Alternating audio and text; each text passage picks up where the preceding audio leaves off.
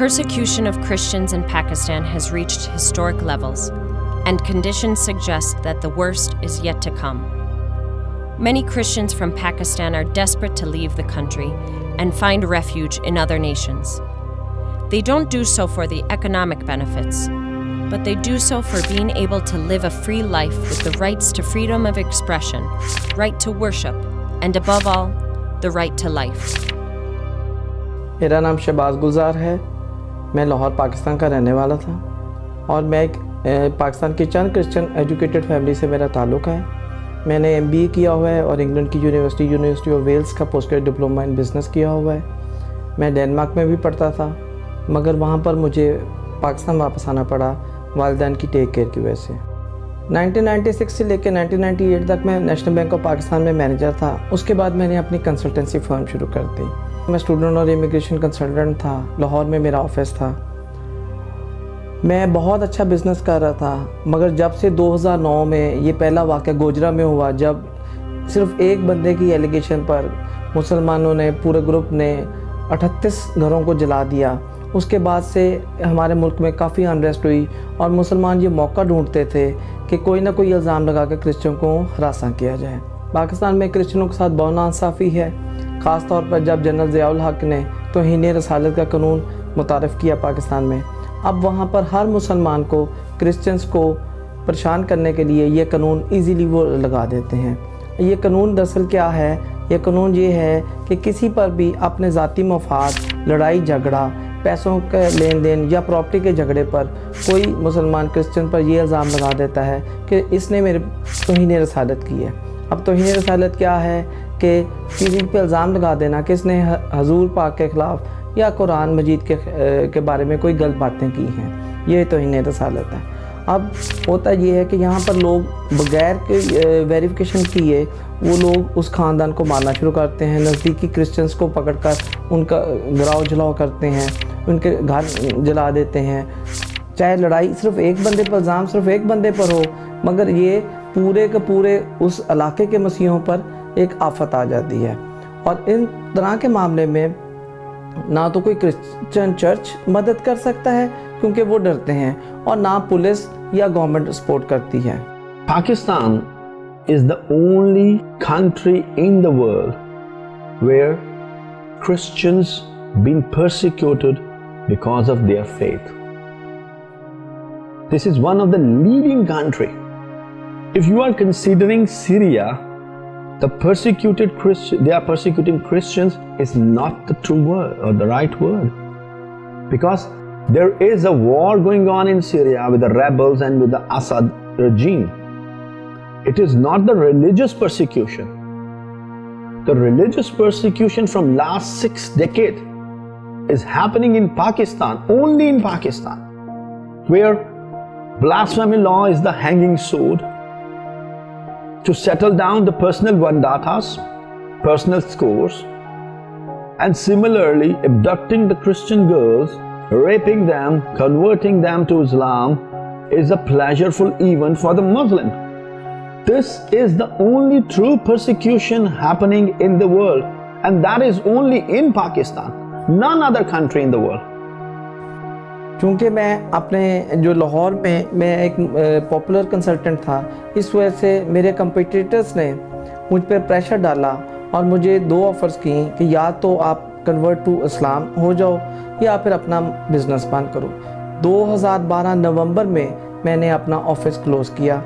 क्योंकि मेरे काफ़ी ज़्यादा रेफरेंस थे, तो मैं अपने घर के करीब पब्लिक पार्क में मिलके मैं आहिस्ता आहिस्ता बिज़नेस करता रहा। मगर जब उन्होंने फिर दोबारा मुझे जून के एंड में जब उन्होंने मुझे ढूंढ लिया कि ये बंदा फिर कर रहा है, तो उन्होंने कहा कि अब हम आपको नहीं छोड़ेंगे।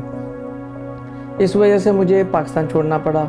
दूसरी वजह ये थी कि एक डॉक्टर सबीउद्दीन एक साहब हैं, उन्होंने मेरी लिथुआनिया में कंपनी खोली थी और मेरा माहिदा था कि अगर ये केस में ज़रा सी भी कोई ख़राबी हुई तो वो पैसे वापस करेंगे।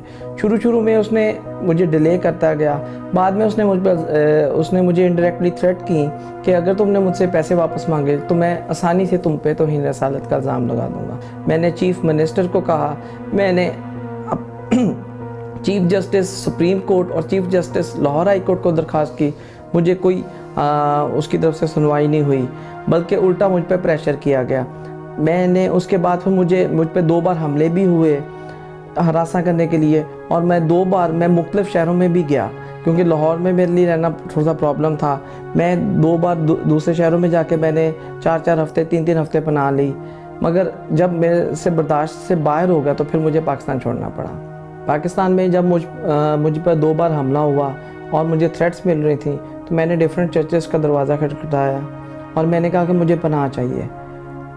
आपको एक बात बताता जाऊं कि पाकिस्तान में चर्चेस थोड़ी बहुत सपोर्ट कर सकते हैं, मगर वो मुसलमानों का यलगार का मुकाबला नहीं कर सकते। तो मुझे हर चर्च ने यही कहा कि किसी ना किसी तरीके से आप मुल्क से बाहर जाएंगे तो आप और आपका ख़ानदान महफूज रहेगा। मैं 10 जुलाई 2013 को विज़िट वीज़े पर मलेशिया में आया। मैं और मेरे बच्चे, मेरी 3 बेटियां, हम 20 फरवरी को और 2014 को मलेशिया में आए। In recent years, many Pakistani Christians have escaped to Malaysia to protect their lives. They arrived to Malaysia thinking that UNHCR is going to help them and provide them the due attention. But all they face is the deliberate discrimination, unnecessary delay, and no legal, moral, or financial support. First, they were ostracized by the authorities and society of Pakistan. And now, they have been abandoned and forgotten by UNHCR Malaysia. Indeed, the Christians of Pakistan are the most vulnerable group of people within the persecuted Christian community. सबसे ज़्यादा जो बड़ी problem है वो ये है कि हमें यहाँ पे कोई काम करने की इजाज़त नहीं है। काम नहीं करेंगे तो हम खाएंगे कहाँ से, पिएंगे कहाँ से, रहाइश कैसे रखेंगे। मलेशियन गवर्नमेंट ने UNHCR के साथ कोई साइन नहीं किया, वो हमें इजाज़त नहीं देती। इसकी वजह से हमें यहाँ पे सबसे ज़्यादा प्रॉब्लम है। अब मेरी 3 बेटियाँ हैं, मिसेस है, मैं एक अकेला आदमी नहीं हूँ कि किसी भी लड़के के साथ कमरा शेयर कर लूँ। मुझे एक अलहदा रहना है, मगर यहाँ पर रहना बहुत मसला है। खाने पीने का बड़ी प्रॉब्लम होती है। कभी कभी हम सिर्फ एक वक्त का खाना खाते हैं। ना बच्चों की एजुकेशन जो हम देना चाहते हैं, इस उम्र में उनके पास कुछ भी नहीं, ना खाने के लिए ना कुछ होता है, ना उनके लिए ना स्कूल हम भेज सकते हैं। इस उम्र में बच्चों को जो हम देना चाहते हैं वो हमारे पास नहीं है। तो हमारी रिक्वेस्ट है आपसे कि आप हमारे लिए कुछ सोचें, हमारे लिए करें। कभी कभी ऐसा होता है कि जिस चर्च में हम जाते हैं वो थोड़ा सा राशन दे देते हैं, चावल और नूडल्स वगैरह, करीमर।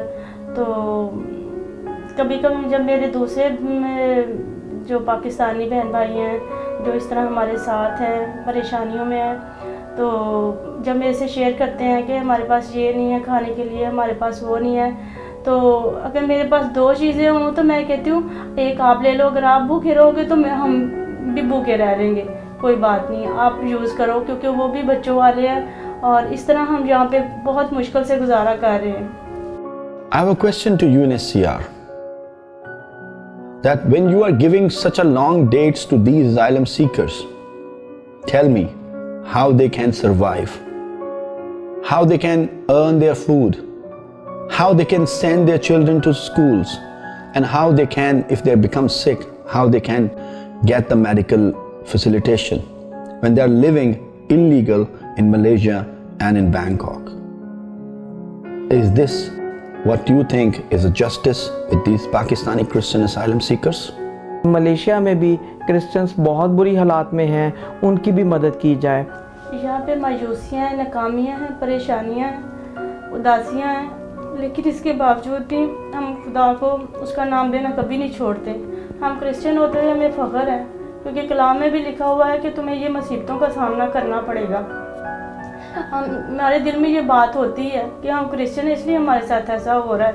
हम मर जाएं लेकिन हम मसीह को कभी नहीं छोड़ेंगे, क्योंकि हमें पता है कि जिंदा मसीह है, उसने हमारी खातिर जान दे दी, तो हम उसके लिए क्या नहीं कर सकते। हम ये समझते हैं कि हम मसीह ईमान होने की वजह से ही दुख उठा रहे हैं, क्योंकि ये हमारे कलाम का हिस्सा है, मगर हमें इस पर कोई अफसोस नहीं है। हमारा वक्त हम मुतवातर और लगातार अगर हम मसीह से दुआ करेंगे तो हमारा पूरा मान है कि हम ये मुश्किलात से दूर हो जाएंगे। मुझे कलाम पाक की ये आयत कभी नहीं बोलती कि जान देने तक भी वफादार है तो मैं तुझे ज़िंदगी का ताज दूंगा। तो मेरा ईमान है कि खुदा हमारे लिए हमारे साथ है, वो जहाँ भी रखे, जहाँ भी इस्तेमाल करे, हम उसके साथ हैं और वो हमारे साथ है। मेरे ख्याल में UNHCR मलेशिया ऑफिस को एक पूरे इंसाफ के साथ चलना चाहिए और उनको ये तमाम एप्लीकेशंस को एक जैसा ही लेना चाहिए। हम पाकिस्तानी क्रिश्चियंस भी अपना मुल्क जो छोड़ कर आए हैं कुछ वजूहात की वजह से, अगर दुनिया नज़र डाले तो पाकिस्तान पर क्रिश्चियनों पर बम धमाके होते हैं, उनको ज़िंदा जलाया जाता है, उन पर तरह तरह के इल्ज़ाम लगाए जाते हैं। अगर आप पिछले 5-6 सालों से रिकॉर्ड अपने अखबारों का, न्यूज़पेपर्स का, न्यूज़ चैनल्स का देखेंगे तो आपको सैकड़ों केसेस नज़र आएंगे। फिर भी दुनिया और UNHCR मलेशिया ये समझती है कि पाकिस्तानी क्रिश्चियंस पर कोई जुल्म नहीं हो रहा। Human rights of commission of Pakistan ये बता रही है कि जो कि मुस्लिम हेड्स हैं जहाँ पर वो ये कह रहे हैं कि पाकिस्तान में क्रिश्चियन के साथ नाइंसाफ़ी हो रही है। तो इसके बावजूद भी UNHCR मलेशिया ऑफिस पाकिस्तानी क्रिश्चियनों को बहुत लंबी लंबी डेट्स दे रहे हैं। मेरे ख्याल में UNHCR को जिस तरह वो सीरियन और म्यांमार के मुसलमानों को बहुत जल्द प्रोसेस कर रही है, हमें भी उसका करना चाहिए। We have evidence to prove that the persecuted Christians coming from Pakistan into Malaysia are being left for a very, very long time before they are given asylum or indeed considered for refugee status. We are extremely concerned about this and we feel that this is unfair treatment. We are simply asking for an independent investigation into these issues. We're not saying it's been done intentionally, however, we are very, very concerned regarding the way that things have taken place. The Pakistani Christians and persecuted persons in Malaysia have no work permits. They cannot work legally, they have families to feed, families to support. They are begging, they are starving and they need help. And we would call upon the Malaysian authorities to even grant temporary work permits at least to permit them to work to earn a living for their family. मेरी international churches NGO उनसे ये गुजारिश है कि खुदारा आप Malaysia के जो needy deserving Christians हैं उनको भी सोचें, हम लोगों को भी ज़िंदा रहने का हक़ दिया जाए। हमारी यही दरख्वास्त है कि हमें भी सेटलमेंट का मौका दिया जाए। जैसे कि अमेरिका, कनाडा में प्राइवेट स्पॉन्सरशिप्स होती हैं तो वो पाकिस्तानी क्रिश्चियंस का भी सोचें कि वो भी ज़रूरतमंद हैं। और यूरोप वालों से भी एक दरख्वास्त है, यूरोपियन लीडर्स से, जो गवर्नमेंट रूलर्स हैं, कि भाई खुदारा आप सीरियन मुसलमान, मैं ये नहीं कहता कि आप सीरियन मुसलमान को मत लें, आप सीरियन मुसलमान के साथ जो कि आप हज़ारों और लाखों की तादाद में ले रहे हैं, सिर्फ यहाँ पर 800 से लेके 1000-1200 क्रिश्चियन फैमिलीज़ होंगी, वो आपकी मुंतज़िर हैं, उनको भी आप सपोर्ट करें और उनको सेटलमेंट के लिए देखें। और दूसरा ये दरख्वास्त है कि जब तक हमारा कोई सेटलमेंट का प्रोसेस नहीं होता तो आप खुदारा कुछ फाइनेंशियली हेल्प करें ताकि यहाँ पर क्रिश्चियंस जीने का हक़ हो। मैं आपको ये बताना चाहूँगा कि कम से कम यहाँ पे 5 से 7 साल लग रहे हैं जो UNHCR मलेशिया पाकिस्तानी क्रिश्चियंस का प्रोसेस को फाइनल करता है। तो 5 साल 7 साल तो दूर, यहाँ पर 1 साल गुजारना बड़ा मसला है। यहाँ पर रोज़ अब मेरा ड्यू टू फाइनेंशियल हालात की वजह से मेरा अक्सर अपने बेगम के साथ झगड़ा हो जाता है कि हम क्या करें। अब वो अपने एंड पर देखती है कि उसको जब नज़र आता है कि बच्चों को खाने पीने को कुछ नहीं मिल रहा, तो दिस इज़ माई रिक्वेस्ट कि यहाँ पर सेटलमेंट के लिए हमारे लिए आवाज़ उठाएं, चर्चेस को कहें अमेरिका, कनाडा, यूरोप में कि वो हमें स्पॉन्सरशिप दें, वो फाइनेंशियली मदद करें। यहाँ पर बहुत ज़्यादा क्रिश्चियन नीडी हैं। 2 Timothy verse 12 of chapter 3 states, "Indeed, all those who desire to live a godly life in Christ Jesus will be persecuted."